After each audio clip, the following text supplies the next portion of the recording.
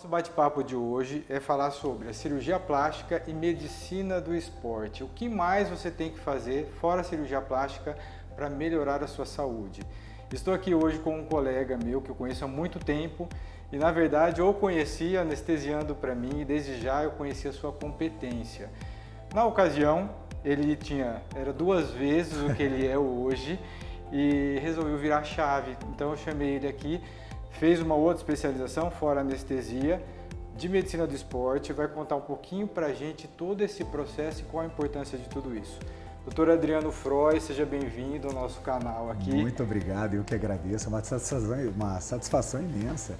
Doutor Adriano é do Hospital Alsta, anestesista. Isso mesmo. E hoje ele está ganhando outros rumos aí e ajudando muita gente nessa virada de chave, né, Adriano? Conta pra gente aí. Na verdade, assim, a minha primeira especialidade é como anestesiologista, né? Como você vê, já dividimos muitos plantões, né, Rodrigo? Sim, nossa senhora. E em um determinado momento, quando eu comecei a colocar um determinado grau de intensidade do exercício novamente na minha vida, eu entendi que dentro da minha formação médica existia uma grande lacuna com relação a esse segmento da medicina. Então, dentro de todas as possibilidades, existia uma possibilidade de eu fazer uma pós-graduação em medicina do esporte e do exercício. E a partir de então, quando eu entrei de cabeça aí dentro do universo do esporte e passei a poder usufruir também, buscando conhecimento dentro dessa pós-graduação em medicina do esporte e do exercício, foi divertido demais e eu fiz aquela pergunta, né? Por que não? Por que não poder compartilhar o conhecimento com ética, com seriedade e poder ajudar as pessoas aí a encontrarem o caminho que eu reencontrei? Adriano, conta pra gente então o que te levou, no primeiro passo, a gostar desse tema? Foi por uma experiência pessoal? O que te levou a isso? Na verdade, Rodrigo, eu sempre fui muito ligado ao exercício, desde a minha infância. Eu sou filho de um educador físico, então eu pude, na minha infância, adolescência, ser muito experimentado dentro do mundo do exercício através do meu pai.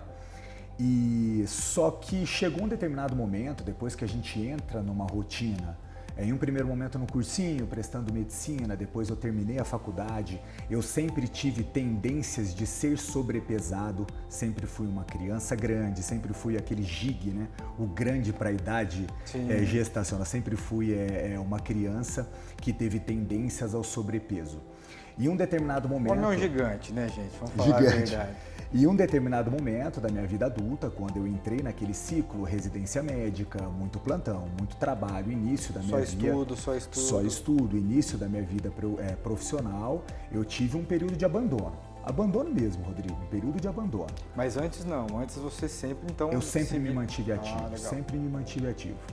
Então, e quando a gente entra dentro desse círculo vicioso, é muito difícil de você sair. Até que em um determinado momento, mesmo em meio a esse período de abandono, acabou coincidindo ali com meu filho ter, na época, quase que 2 anos de idade. Eu tinha uma lesão que eu vinha cozinhando há muito tempo no meu ombro e precisei fazer alguns exames pré-operatórios para que eu pudesse fazer o reparo da lesão que eu tinha de muito. Isso foi em 2012. Você estava pesando quanto, Adriano? Nessa época eu estava pesando algo em torno de 125, 126 quilos. Até o médico que me operou fala que a coisa mais difícil do mundo foi me colocar na mesa de cirurgia. Me zoando, E ficar na mesa. E ficar na mesa de cirurgia. E quando eu fui fazer a avaliação pré-operatória, eu sou anestesista, né? E fui fazer a avaliação com um cardiologista, que era muito meu amigo, eu já usava um antihipertensivo com 31 anos de idade, para que eu pudesse controlar a pressão arterial. Quanto tempo já que você estava usando? Eu estava usando o antihipertensivo há mais ou menos uns 4 anos, desde os meus 27 anos de idade que eu já usava o antihipertensivo. Sobrepesado. Quando você começou a usar o antihipertensivo, em nenhum momento chegaram a falar para você ou falaram que se fizesse atividade física talvez você não precisasse, tacaram direto o medicamento? Como foi? Todo médico que tem, ainda mais quem me prescreveu, no caso, que é um grande amigo meu, e ele sempre me disse, ele falou: Adriano, a gente precisa ter muito mais do que a prescrição de medicamentos, a gente precisa de uma mudança de comportamento. Legal. Só que assim, é engraçado, né? Porque parece que todo mundo sabe o que tem que fazer. E nós médicos, muitas vezes, a gente tem a plena convicção do que a gente precisa fazer direito. mas é aquela história da casa de ferreiro, o espeto é de pau. Sim. A gente vai entrando naquele círculo vicioso que eu estava falando para você e a gente vai entrando num determinado momento em que literalmente é um período de abandono. Mas naquele momento em que eu tinha o João Pedro, meu filho, com um pouco mais de 1 ano de vida, eu fui fazer uma avaliação cardiológica, um teste de esteira, eu tive uma alteração no meu teste de esteira, tive a necessidade de colocar mais um medicamento no arsenal terapêutico para o tratamento da minha hipertensão e eu tinha uma cirurgia para fazer. Aí, cara, dá aquele start de que eu não vou ver meu filho crescer se eu continuar nessa toada. Legal. Então eu precisava de uma mudança de comportamento e assim como você brincou do termo virar a chave, a gente precisa, é a famosa história, se você não vai pelo amor, você vai pela dor. Então eu precisava ter pelo menos um motivo no qual, e o motivo naquele momento, cara, foi simplesmente eu preciso ter sobrevida para continuar usufruindo das coisas que eu quero. A companhia da minha família, você vislumbra, eu quero ver meu filho formado numa universidade, eu quero ver o que meu filho vai gerar na vida, né? Então assim, naquele momento a minha preocupação foi essa, e eu fiz o procedimento cirúrgico e a partir de 2012 minha vida virou de cabeça para baixo, de cabeça para baixo. Mudou totalmente seus hábitos. Mudou todos os meus hábitos, mudei todos os hábitos.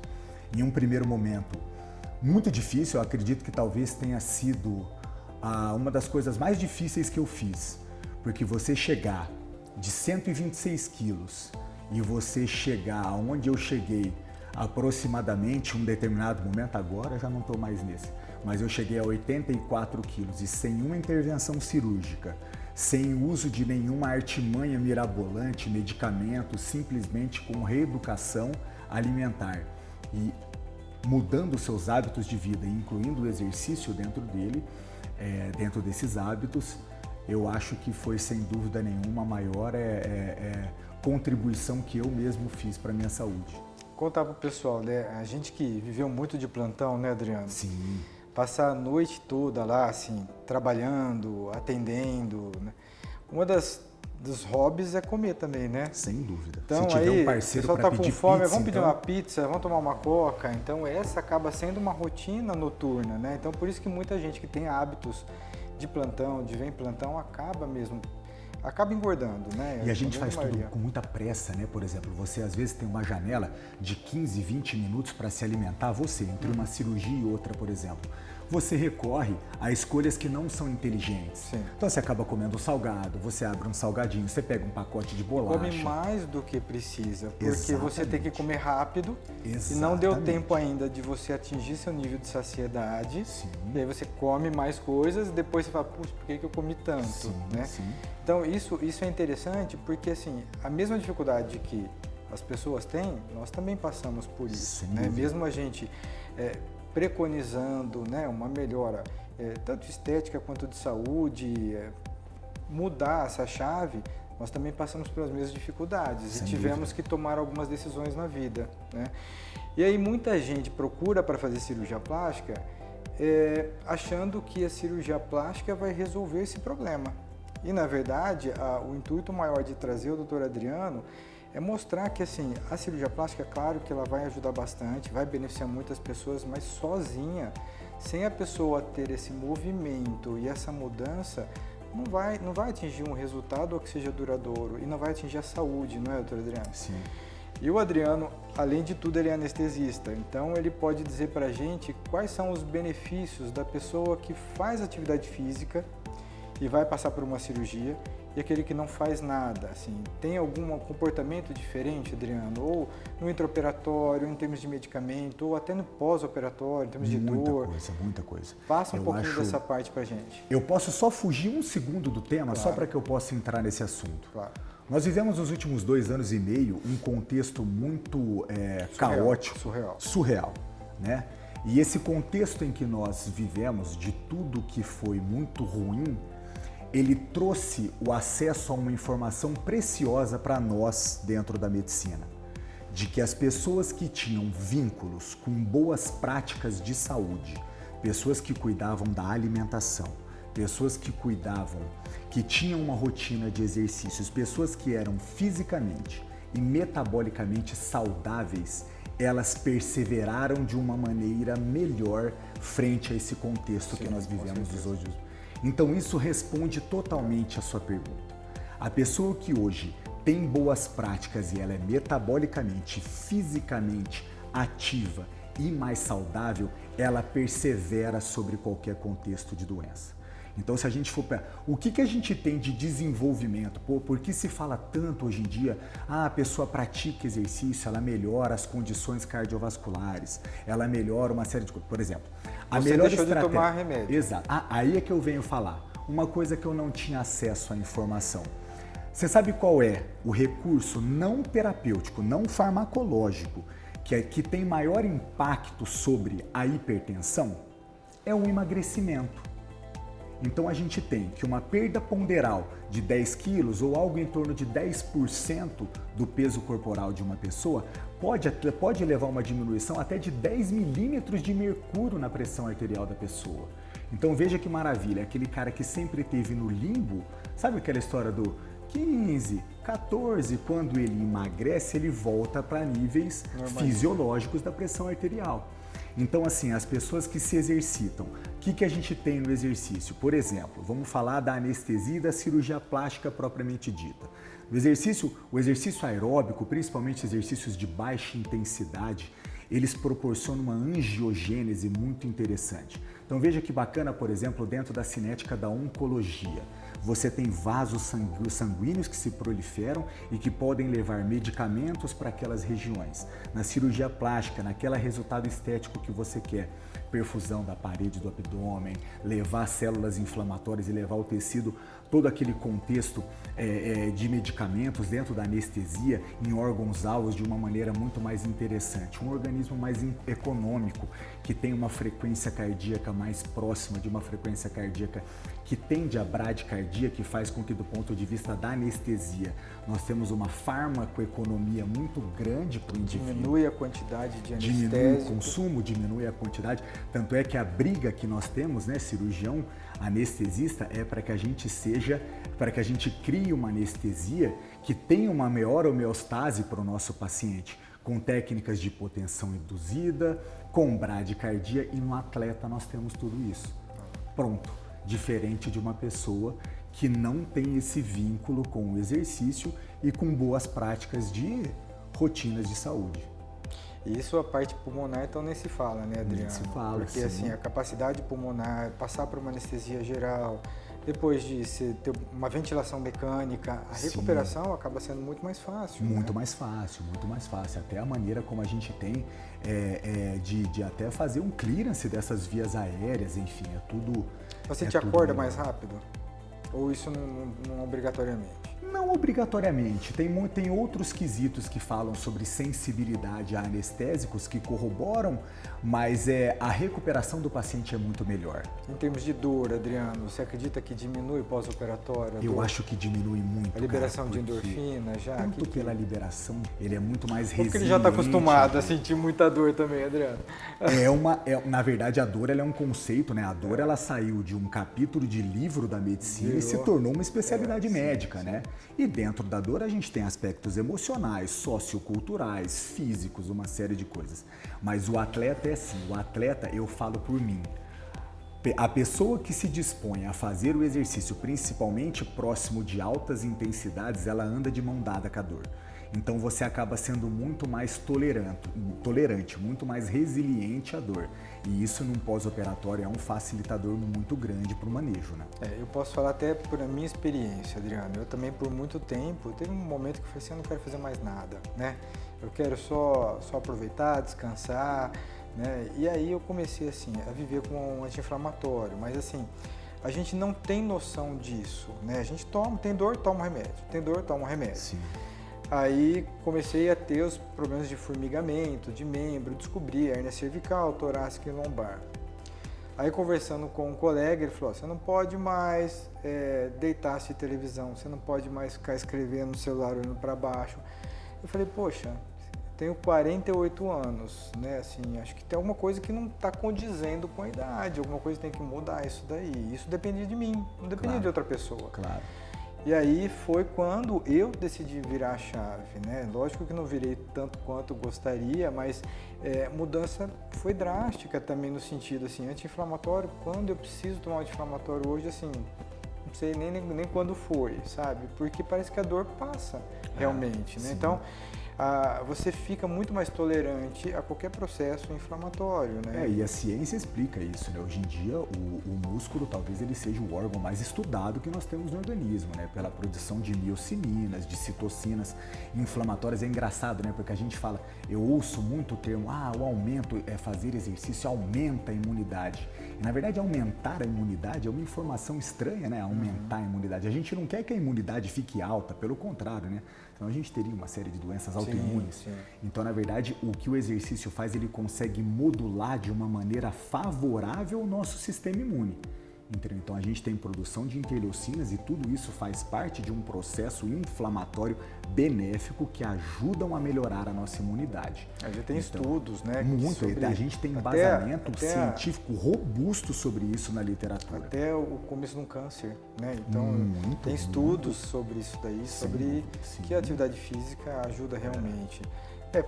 Parkinson, Alzheimer, assim, doenças degenerativas, todos. Cara, se a gente for utilizar, a gente pode falar que hoje em dia o médico que trabalha com medicina do esporte e do exercício hoje, ele não é o médico que cuida apenas da saúde do atleta. Ele é o médico que trabalha com medicina preventiva. Porque o exercício, a gente precisa incluir o exercício dentro da rotina, é uma recomendação da Organização Mundial de Saúde. A gente precisa incluir o exercício dentro da rotina frente a qualquer tipo de desordem e enfermidade que a gente tem na medicina. Agora, por um outro lado, alguns pacientes que passam pelo procedimento nunca viraram a chave, nunca gostaram de fazer atividade física e muita gente hoje, depois que passa por uma cirurgia, acaba também melhorando sua autoestima e aí já é um ponto, um gatilho para começar a mudar essa chave realmente, né? No sentido de melhorar ainda mais o seu corpo, porque como eu falei até, a gente estava conversando, a cirurgia plástica não é o único segredo para você ter um corpo bonito, né? A cirurgia plástica ela vai te ajudar a melhorar condições para que você trabalhe em cima disso, né? E aí a atividade física vai fortalecer toda essa questão dessa consciência sua. E aí, muita gente também hoje mudou a chave, pelo que eu tenho percebido também. Eu tenho muitas pessoas que começaram a fazer muita atividade física, ou bike, né? Virou uma febre, pessoal que faz bike. Eu brinquei esses dias num podcast que eu falo que a pandemia transformou meus amigos em 3 tipos de seres humanos. Os padeiros, os ciclistas e os jogadores de beach tênis. Acho que é verdade. Não é verdade? Viu? É verdade. Um terço virou padeiro, outro terço verdade. comprou uma bicicleta e o restante pegou uma raquete de beach tênis e resolveu jogar beach tênis. Isso é verdade. E aí, muita gente agora, quando chega a procurar cirurgia plástica, ele fala assim, quando eu falo que tem que ficar parado da atividade física, não, então não vou fazer. Se frustram, né? Se frustram. Então, assim, existem os dois lados, os dois extremos, né? O legal é você estar no meio sempre, né, Adriano? Mas me fala, assim, sobre a questão de exageros. Existe isso, não? Ou desde que você esteja com uma pessoa que está cuidando dessa parte aí, te desenvolvendo na parte de atividade física, aí está tudo tranquilo? Porque muita gente acaba fazendo assim, como por conta e querendo... Existe muito, né? A gente tem um contexto dos excessos, né? Que é quando a gente coloca o atleta em situações de overtraining, atletas em uma série de outras alterações, algumas alterações que comprometem tanto a saúde da mulher quanto do homem, mas até síndromes que são descritas, em um primeiro momento muito descrito nas mulheres, que é a síndrome de Red S que a gente fala, e que coloca a mulher em algumas condições críticas, como até ciclos amenorreicos, fraturas por dificuldade de mineralização óssea relacionada ao excesso, que são fraturas por estresse. Então, assim, o que eu costumo falar? Você, quando trabalha com atletas em alta intensidade, a gente tem um prejuízo para a nossa saúde semelhante ao sedentarismo. Então, é como se nós tivéssemos uma rampa de skate, como se nós tivéssemos uma curva em U, em que um lado a gente tem o excesso de exercícios e a privação completa do exercício. E os dois, em um determinado momento, são prejudiciais. A gente precisa ter, como você disse, um meio do caminho ou se o atleta se exercita em altíssima intensidade. Isso nós estamos falando em atletas altamente competitivos, atletas profissionais. Ele precisa ter uma série de mecanismos de recovery, uma série de mecanismos de reabilitação, estratégias nutricionais, momentos em que ele possa ter um frescor maior para que ele possa competir em alta intensidade. Então o excesso também é muito prejudicial, o sedentarismo também. Buscar esse meio do caminho é essencial para a gente poder ter longevidade no esporte e principalmente longevidade dentro de com uma qualidade de vida. Eu acho que muita gente fica preocupado de parar e não voltar, Sim. Né? Eu acho que eu sinto que tem essa preocupação. Agora que eu comecei, eu não quero parar. Né? E você, uma pergunta agora, você já teve, por exemplo, algum caso que, por exemplo, porque eu acho assim, eu sou suspeito para falar do seu trabalho, Rodrigo. Eu já vi você fazer cirurgias não estéticas, entendeu? Eu já vi você tratar pacientes curando máculas, alterações em pacientes, que é o mais nobre da cirurgia plástica, sim, né? Que é a cirurgia corretiva, sim, e devolver a autoestima para o paciente. Mas você já teve uma paciente que buscou uma cirurgia plástica e isso foi um start para ela praticar exercício, por exemplo? Às vezes a paciente tem uma deformidade no corpo dela que era um limitante para ela utilizar uma roupa de ginástica. Alguma coisa, você já teve alguma coisa assim? Muitos. O que eu percebo, Adriano, é que assim, às vezes o paciente, ele começa, para, atividade física. Sim. Começa, para. Porque para algumas pessoas, a mudança no corpo, para você enxergar essa mudança, ela demora muito, né? Então, é muito treino, é realmente uma mudança grande na parte alimentar e demora. Mesmo fazendo tudo isso, não é da noite para o dia que você vai enxergar esse benefício. E aí desanima as pessoas. Então, algumas pessoas depois que então passam pela cirurgia plástica, já melhora o seu corpo, fala, olha, agora tudo que eu treinar eu consigo ver melhor o resultado. Elas se sentem mais capazes ali de executar. Parece que foi assim, nossa, olha, eu adiantei alguma coisa, né? Mas sempre que eu falo para o paciente assim, o paciente pergunta, eu preciso emagrecer para fazer cirurgia plástica? É a mesma coisa, eu falo, olha, tem dois tipos de paciente, tem aquele que não vai emagrecer nem antes e nem depois da cirurgia plástica, porque não vai ter uma mudança nesse comportamento, né? Vai fazer a cirurgia plástica, vai continuar com a sua rotina, e a hora que ele vê, ele engordou de novo e não vai parar. Tem outros que usam a cirurgia plástica para ter esse incentivo da atividade física, né? E tem outros que estão malhando bastante já e eles querem chegar ao final, vai ser a cirurgia plástica para resolver todo o restante que faltar. Mas eu sempre falo para o paciente, olha, a cirurgia plástica, ela pode te ajudar, você não precisa emagrecer, mas ela vai te ajudar, mas vai tratar o corpo que você está agora. Sim. Aí vai depender de você continuar prosseguindo para chegar até onde você deseja. Uhum. Ou então você batalha primeiro isso e depois a gente volta a conversar. Mas muita gente, eu percebo que a questão da saúde, ela melhorou essa busca depois da pandemia. Eu sinto isso. A parte emocional talvez tenha ficado um pouco mais prejudicada, sim, mas a parte da busca pela saúde, de você procurar estar melhor, isso melhorou, intensificou. Eu também tenho essa sensação. As pessoas passaram a entender um pouco mais o que elas precisam ter em termos de compromisso, né? Isso é muito bacana. Se a gente pode extrair alguma coisa de positiva, né, que teve dentro de todo esse contexto, que as pessoas entendam que ter boas práticas e levar uma vida mais saudável, atrelada a exercícios, a boa alimentação, isso pode sim gerar mais saúde no futuro. E você, Adriano, durante todo esse seu processo, em algum momento você pensou em fazer cirurgia plástica ou não? Isso nunca foi uma parte? Ah, Rodrigo, a gente tem muita coisa para corrigir na vida, né? Mas Mas não, assim, não era um pensamento? Não, eu tive muito pouca preocupação eu tenho muito pouca preocupação com relação à parte estética. Eu tenho muita preocupação com relação à parte de saúde em si, né? Eu tenho amigos que tiveram até um emagrecimento semelhante e que fizeram assim, falar para você ter vontade, todo mundo tem, né? Para você eventualmente, mas eu acho que... E se você fosse fazer? Em qual momento dessa sua trajetória você escolheria? No começo ou no final? Como que seria isso? Eu acho que no começo. No começo? No começo eu acho que justamente por isso. Eu acho que quando você entra num ciclo de emagrecimento, você atinge um determinado objetivo, naquele momento quando você faz uma intervenção de algo que te incomoda, eu acho que te torna mais capaz, às vezes até mais ambicioso em melhorar. Então eu acho que se eu pudesse pensar em alguma coisa, ter dado aquele empurrão no começo, né?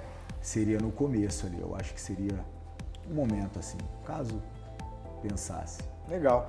Assim, a gente está chegando no final do nosso bate-papo muito gostoso, mas é muito profundo também, né? Isso a gente vai longe aqui. Mas eu gostaria que o Dr. Adriano passasse para vocês como ele pode ajudá-los, né? E até deixar um contato depois, Adriano, o pessoal vai colocar aí. Claro. Porque muita gente está nessa fase de tentando dar o start. Uhum. E muita gente vai se encontrar em natação, em corrida, em bike. E é isso, né? Eu acho assim, quando a gente fala, e isso é uma coisa que geralmente vem como pergunta. As pessoas chegam e falam assim, eu sou completamente sedentário, eu até brinquei, né, do beach tênis, mas, por exemplo, o beach tênis, ele hoje talvez o esporte com o maior número de adeptos em um intervalo muito curto de tempo. Isso é verdade. Eu, particularmente, não vi isso nem com futebol. Isso é verdade. E só que o que acontece? O beach tênis, ele tem pego uma parcela da população que era extremamente homens e mulheres, que eram extremamente sedentários e agora passaram a se exercitar num ambiente relativamente hostil, que é areia fofa, movimentos de aceleração, desaceleração, e isso traz consigo algumas lesões.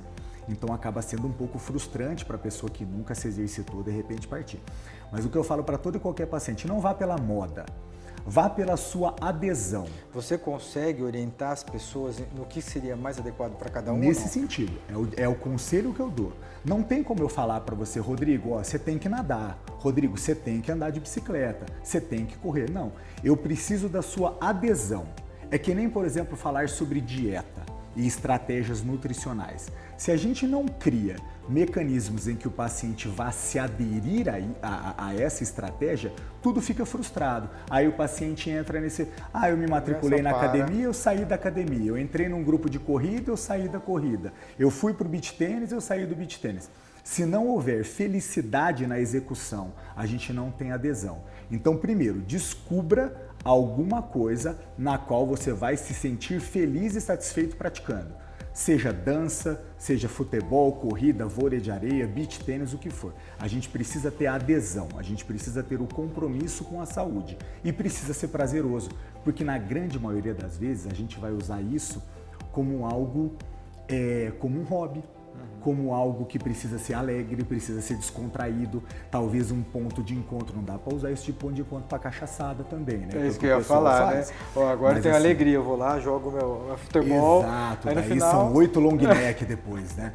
Mas a gente precisa ter esse vínculo, a gente precisa ter esse vínculo social também para que a adesão aconteça. Então é o que eu falo, não vá pela moda, busque a estratégia dentro daquilo que você gosta de praticar. Aí tudo vai ficando mais fácil.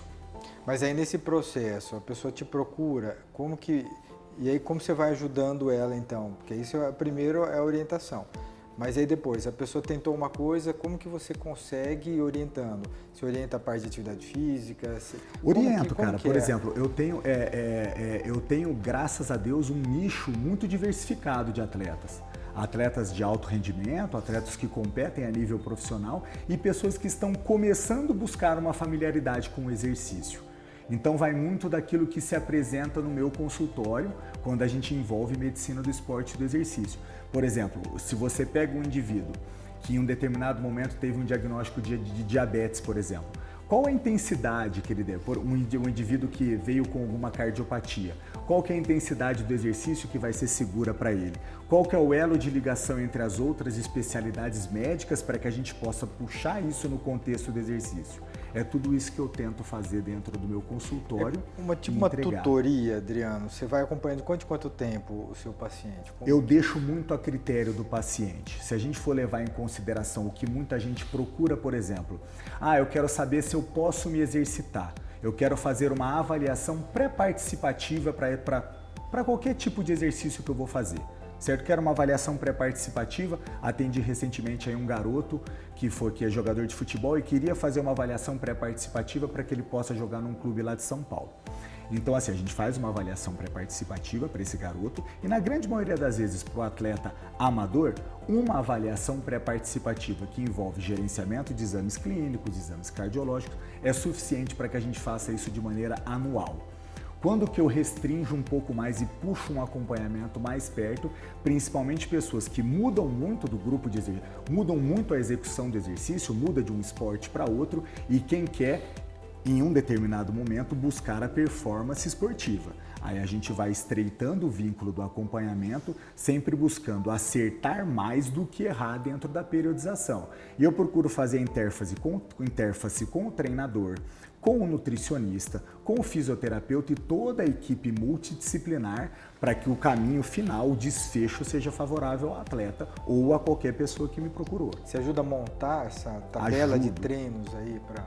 Tento buscar o maior número de informações, obviamente que eu não faço às vezes dos outros profissionais, porque eu não tenho proficiência para isso, mas busco na maioria das vezes um elo de ligação entre todos os profissionais para deixar tudo muito bem ajustado para que a gente possa ter aquele objetivo final. Legal, eu acho que assim, talvez um conselho para quem está querendo começar, né? Você pode procurar o seu personal, você vai fazer com o seu personal, ele vai ter a capacidade para isso. Mas se você precisar de alguma orientação médica, né, e até onde você vai... Eu acho essencial. Eu acho que aí é interessante procurar um profissional, ainda mais um profissional que já passou por essa experiência. Nossa, já passou por tanto... E dá para contar muita coisa, né, Adriano? Dá para contar muita coisa. Então, Adriano, muito obrigado por ter aceito participar do nosso bate-papo. Eu que agradeço, foi bacana demais estar aqui com você hoje. Tenho certeza que vai sensibilizar muitas pessoas. Se você gostou, não esqueçam, curtam, compartilhem e sigam o nosso canal.